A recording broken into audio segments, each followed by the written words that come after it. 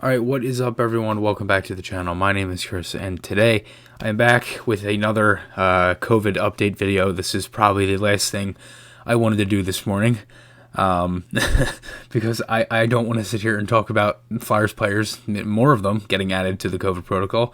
As the other day, I had to make the video on Tuesday, as you guys pretty much saw, which actually did very well, about, Tuesday night's game getting postponed and all that stuff with guys getting added, and just it was just a whole mess of a situation. So kind of going through the week, on late Tuesday, we saw two more guys for the Flyers get added.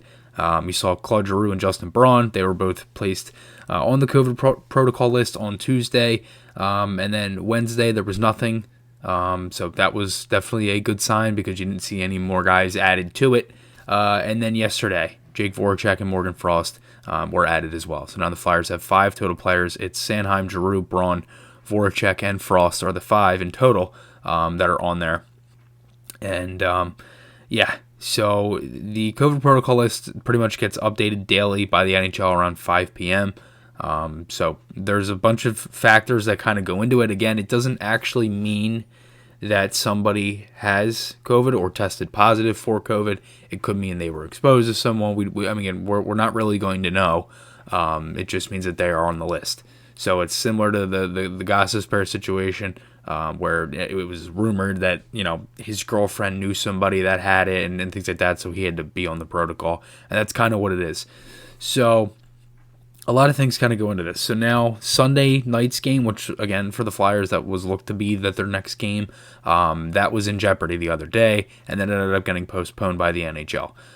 So now the Flyers' next game on the schedule, which they're still looking to play, is Thursday, February 18th at 7 o'clock. Flyers play the Rangers at home. And they also said that with all this stuff going on, they're going to try to open the practice facility on Monday, so this upcoming Monday on President's Day. And then the Flyers will play on Thursday, and then Sunday's game is the outdoor game. So that kind of could be in jeopardy too, where they don't play the outdoor game.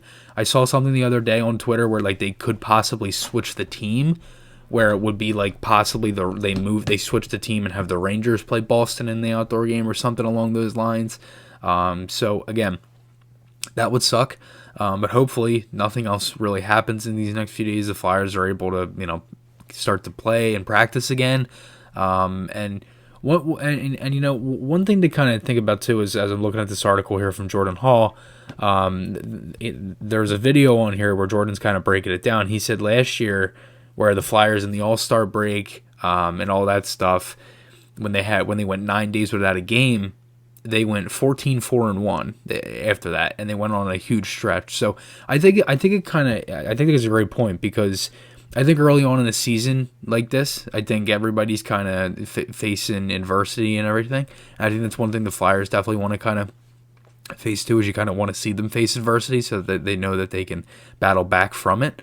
I think we saw that last year with a lot of things that happened, from Lindblom, being diagnosed with cancer and all that stuff, and I think it kind of definitely helped the Flyers move on. So I think early in the year like this is something that the Flyers kind of want to face and be able to overcome that.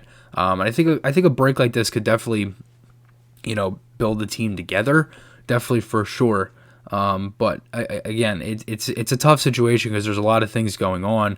You got games getting postponed; they're put at later dates, and it sucks because now the Flyers, they were it seemed like that they were kind of getting by this pretty easily. Honestly, I mean, we really didn't hear anything COVID related in the East Division until pretty much the Devils, and then again a bunch of stuff happened there. Devils had their whole roster in and all that stuff, but handful of things have happened, and it's crazy to me, with the Frost situation, because this is a tweet here from Charlie O'Connor that I was kind of a little confused about when I saw Frost on there, because I was like, well, Frost is hurt. So again, this is what Charlie O'Connor tweeted. He said, "I don't believe Morgan Frost has been around the Flyers team during this whole situation, as his focus has been on his injured shoulder and surgery. So my best guess is that his placement on the COVID list is unrelated to the current situation with the active team this week." It could be that, but then he kind of follows it up to say, "Don't forget that players had to be placed on the COVID protocol list after traveling long distances.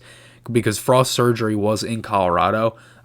It very well could be just that. Just speculating here to be clear. So again, we don't really know. It could have been like, was Frost at the practice facility? Was there anything along those lines? So again, who really knows? My guess is probably that it might have been just him leaving for surgery. But again, we don't really know. And again, we're not really going to find out either. So all we know is that there are 5 Flyers that are on there.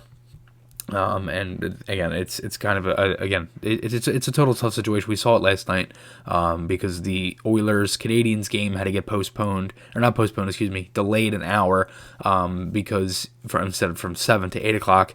And I was wondering why it was an 8 o'clock start. I'm like, this is in Montreal. I'm like, why wouldn't this be in Eastern time?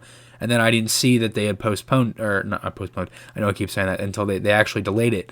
But again, it's such a mess right now with all this stuff. But this is a tweet here from Elliot Freeman. NHL sent out enhanced COVID measures today, including asking players to remain home as much as possible, except for practice and games, recommending that household members limit activities outside the home, the use of KN95 masks for everybody, the coaches, the trainers, the staff, all that stuff. Rapid testing on game days, mandating all meetings to be held virtually, glass removed from the penalty box. He said there's also detailed section on reconfiguring dressing room seating to best protect anyone who hasn't had the virus. It seems like there is a bunch of stuff that they are trying to do. We saw the other day that I talked about on Tuesday when they took the glass out behind and all that stuff from the benches. So now they take it out from the penalty box to fix the airflow and everything. So again, a bunch of stuff has happened to this, but as of right now, it looks like the next Flyers game is going to be Thursday, February 18th. And the Flyers now have 5 guys added to the COVID protocol list for the team. So again, it's a tough situation. Hopefully the Flyers can get by with only having a handful of players on here. Hopefully no one else gets added.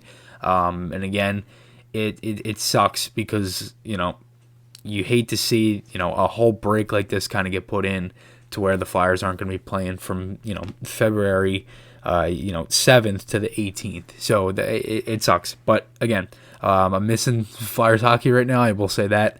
And it's weird because me and Amadeo were doing the podcast yesterday. We really didn't have much to talk about. It seemed like it's like, and I shouldn't really say that because there was a lot to talk about, but it just felt like there wasn't. I don't really know why.